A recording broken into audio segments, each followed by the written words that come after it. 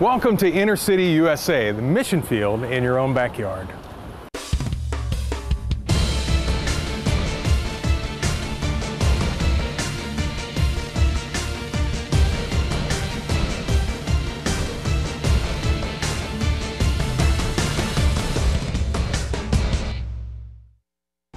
The U.S. is the most prosperous nation in the world. As a matter of fact, 301 million of us call this home. We're the number 3 nation in landmass and population. Landmass, we're third only to the nations of Russia and to Canada, and in population to the nation of China and to the nation of India.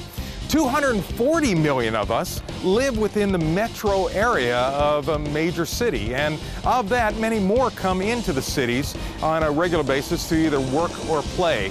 Now, in the midst of all of this, there are millions living in an underground society. There are millions without an address, without a home. They are the homeless. They are the street people. Who are these people? And why are they homeless? We're going to find out the answers to those questions and many more just like it. And then there are those that are spending time out of their day to rescue them and to change their lives. Is it really working? And is there more that can be done to impact the lives of these people without addresses, these people without homes? We'll be right back after this.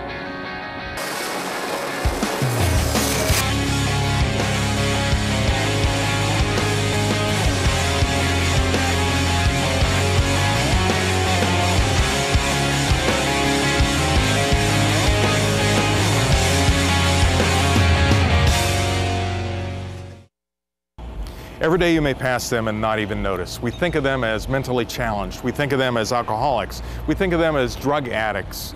They are the street people, the homeless. Mostly we just hope that they won't stop us and ask for change. But they're the impoverished, the extreme poor, the homeless. According to the Department of Housing and Urban Development, the homelessness is defined as simply an individual who lacks a fixed, regular, adequate nighttime residence. In other words, at night, they don't have any place to lay their head. Well, the question is, who are they? The people that we're seeing on the street, a lot of them are battling with addictions. A lot of them are battling with drugs and alcohol. But what we're finding out is that a lot of them were abused when they were children. And the alcohol and the drugs is just a symptom of the problem that they're having. I got pregnant when I was 19 years old. And then I went to a personal care home. I've worked in a prefab shop before. I've been an engineer. I've been an architect. I've been a bricklayer. But before that, life was okay. It was all right, because I had just finished cooking school. And I don't want that life no more. I was married. I got one boy. How old would he be? He's 13 right now. I don't know to say it was idyllic, but it was comfortable. You know, I was doing, for a while, I was doing the things that I needed to do, and I had, if not necessarily everything I wanted, I had the things that I needed to have. I had food in the fridge, I had money to pay the bills, had a roof over my head. Had a couple of roommates to help me with the cost of things. It was fairly comfortable. 36 million in the United States are just one accident, one paycheck, or one illness away from finding themselves homeless. 12% of the people in this nation are already living below the poverty line. Well, things didn't work out for me. Basically, I don't have an ID or anything. I was living, a life that was completely destructive. Fighting people, stealing from people, using drugs. Not being responsible, not being able to stay anywhere because I was using all my money on drugs. I got kicked out of my place over here on the north side because I was giving my heart out to people. Letting them stay with me, and he had to take advantage of that. Not paying my rent, having a crack house, and they wouldn't renew my lease. You don't just wake up one day and say, well, screw it, I don't like life anymore. I'm gonna stop doing the things I need to do. You know, you don't just wake up one day with aspirations to be an addict or anything. There's no clear delineation as to who will end up homeless. I mean, there's no specific segment of society that says this person will be homeless and that person won't be homeless. But we do know this, that 40% of the homeless are under the age of 18. They're male, they're female. Clearly, a third of them are families, and a quarter of those are out on the street because of domestic violence. 40% are veterans. Only 7% are what we would call mentally ill or mentally challenged. 30% are addicted to drugs or to alcohol. But these aren't throwaway people. They're people with families, with friends. They're people with hopes and with dreams. I just I want my life the way it was. Ever since before I came out here. I want it back where it was. I want it back in the way it was before. To go to maybe a heavy equipment school or something along that line, or get a CDL license, things like that. So you want to be a truck driver? Yeah. I want God to use me for whatever it is that He wants me to do. I want to go back to cooking school. That's my passion. I love to cook. I just want to be happy. I want to be more happy. To get off these streets. To go back where I came from. To not use, to follow Christ, who I know. You know, I know who Christ is. I know that He's our Savior. I know that He died for my sins. I know He died for everybody's sins. My hope is to, you know, get in that direction. That's, you know. That I want a husband and a fenced-in yard like I always wanted. I wished on a North Star, but it lied. It was a myth. Happy family, like my mom and my dad. When we come back, we'll see how some are helping to make these dreams a reality.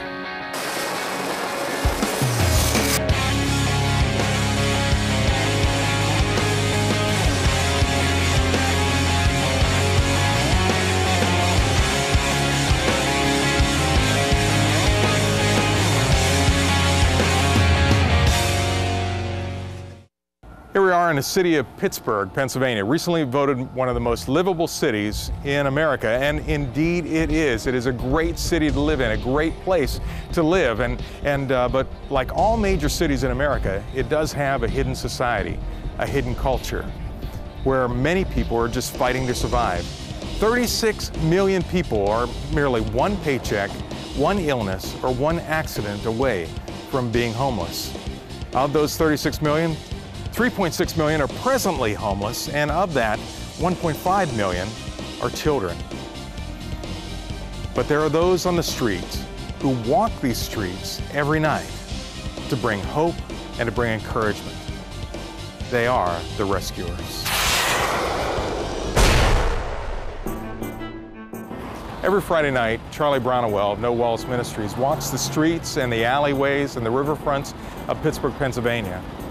Charlie Brown, as he's known affectionately by all the people that live on the street, brings some nourishment and the love of Jesus.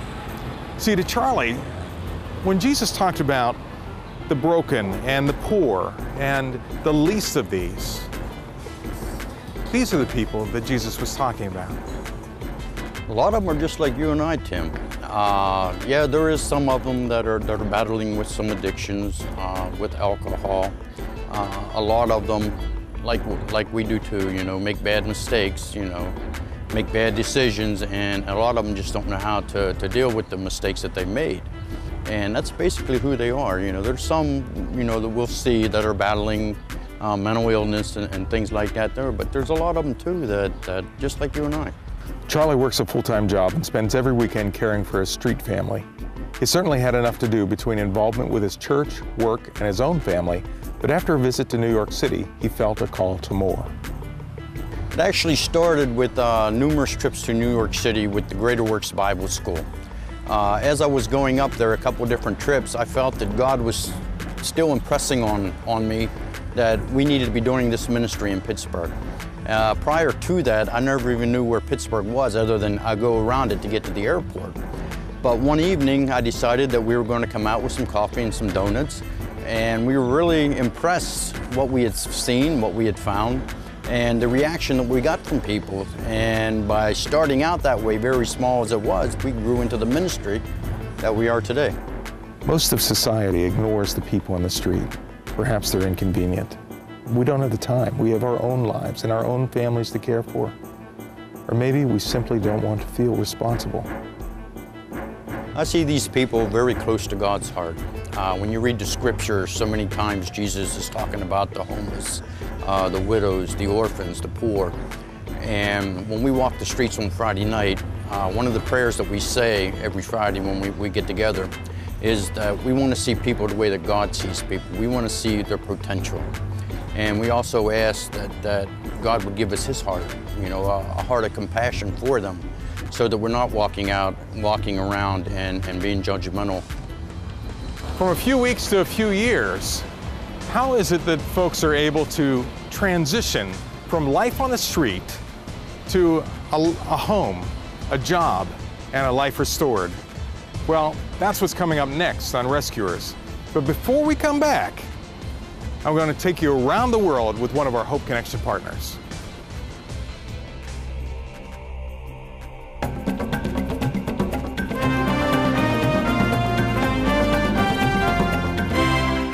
Hi, welcome to the Islamic Republic of Pakistan, where every morning everybody is awakened at 5 o'clock in the morning to the sounds of the prayers emanating from hundreds and thousands of mosques across this country.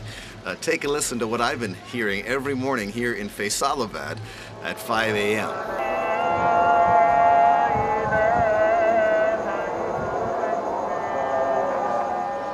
Our primary purpose in coming to Pakistan was to gather together well over 150 pastors from all over this country who are serving the Lord Jesus Christ in a very difficult place. We're so blessed to share the gospel and the word of truth with them for 3 days, as well as give them copies of the 500-page book, The Disciple Making Minister, in their own language of Urdu. You can see they're quite happy about that by looking at these photos of their faces. While we were here in Pakistan, we also adopted a brand new orphanage, perhaps the only Christian orphanage in all of Pakistan, 50 beautiful children who are now awaiting sponsorship through orphanstier.org. And so why don't you take a look there at orphanstier.org and pick out one of these beautiful children for $15 a month. You can provide their basic needs and show them the love of Jesus Christ. Every one of them is being raised now in the nurture and the admonition of the Lord. Hey, thank you so much for helping us to reach out around the world. God bless you.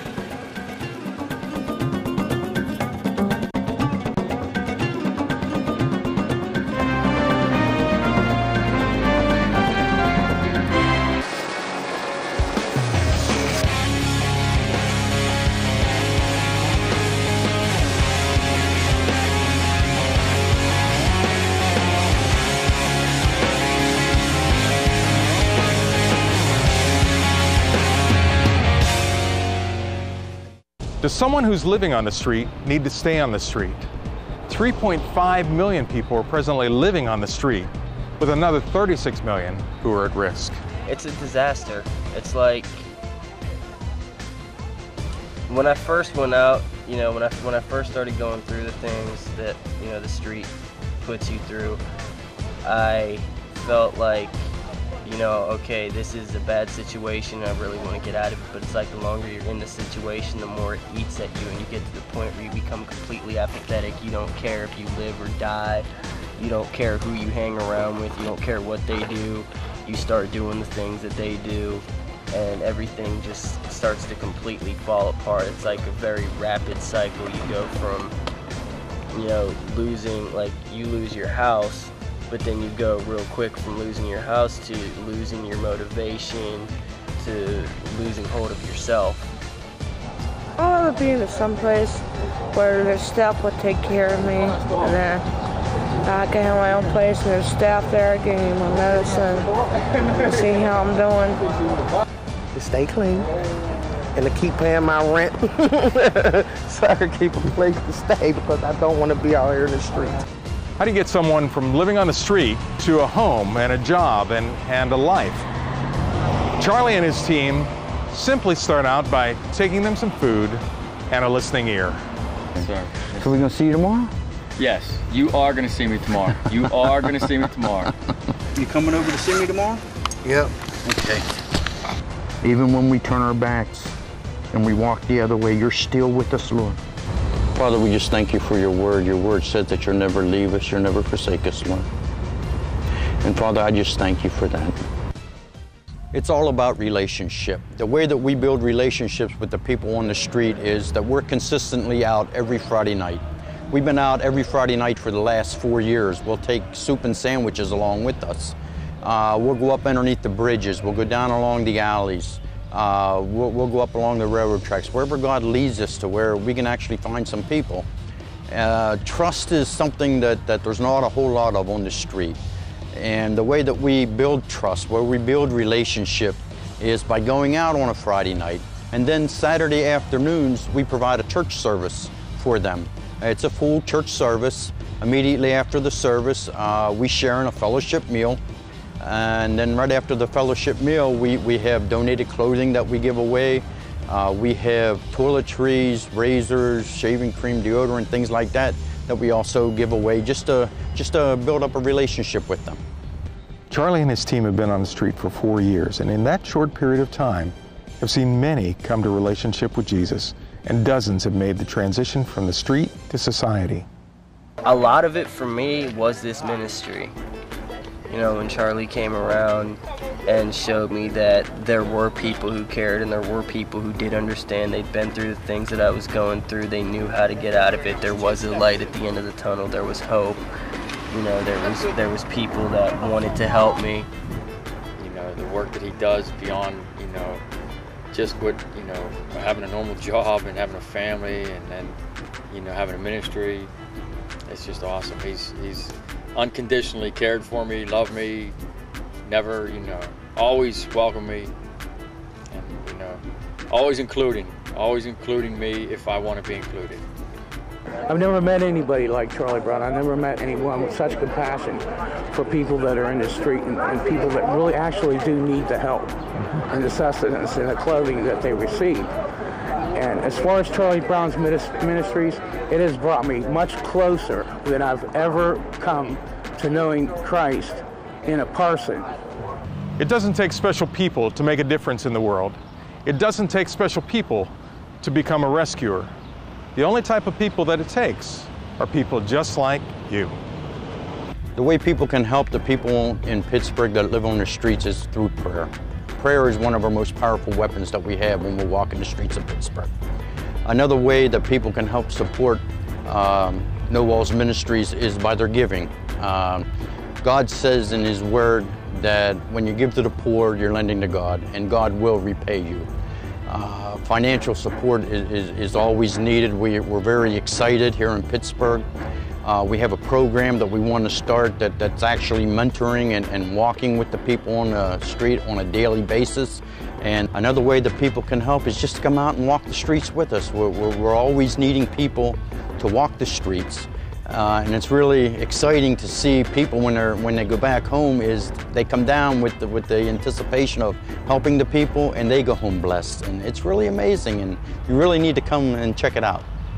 We had a chance to come in on a Friday night with the No Walls Ministry, and we decided to get involved with the Bible study. And our job here is to bring a meal in. We've really become friends with many of these individuals that we met on the streets, and we thought it was something we could do to extend our church ministry out to the individuals here that come into this church to participate in the Bible study. Every Friday and Saturday night, Charlie Brownawell is being Jesus' hands extended to the broken, to the least, to the homeless, to those without an address. He is acting as Jesus would act. Interesting thing, Jesus, if you think about it, was really homeless. He had no place to call his home. He had no place to lay his head, no place of rest. And even the villages that should have accepted him rejected him. So he understands what it's like to be homeless. And when we reach out to people like this, when we reach out to the hurting, to the broken, it's as if we're doing it to him. Now, I want to encourage you that if you can get involved with a homeless ministry, if you can get involved in caring and sharing with the poor and the broken, then do it. But I'd also encourage you to look around your family and your neighborhood and see who is broken, who is the least of these. They could be your friends, they could be your family. And when you reach out to them, you are reaching out to Jesus himself. You are becoming a rescuer. I encourage you, take this step. Be Jesus' hands extended. Until next time on The Rescuers, I'm Tim Bergen. Charlie will tell you, he always says to me, what do you want to pray about? And you know what I do? I worry about other people. I'm one of them ones that goes out there and helps other people. I give them stuff. I help them out. And Charlie says, you're homeless. Why are you helping them? Why aren't you helping yourself? He has a point to his point, but my point is, I still want to help people. I have to help people all the time. I think that's why it's so hard to get out of the situation, because it's hard to solve a problem when you don't know what the problem is. This ministry is it's helped me through the times when I was on the streets. It's given me like a family in a way. Like, there's people that I come here, I see these people, and it's good to see them, and they're happy to see me. If you would like to help with a homeless ministry in your area, ask your pastor about ministries he or she is aware of, or contact your local Salvation Army post, rescue mission, or social service agency. If you would like to help No Walls Ministry and Charlie Brown, here is his information. Volunteers and financial donations are always welcome. Tell us what you think of the show. Email us at rescuers@ctvn.org. Cornerstone Television wishes to thank all our faithful viewers whose consistent prayers and financial support have made this program possible.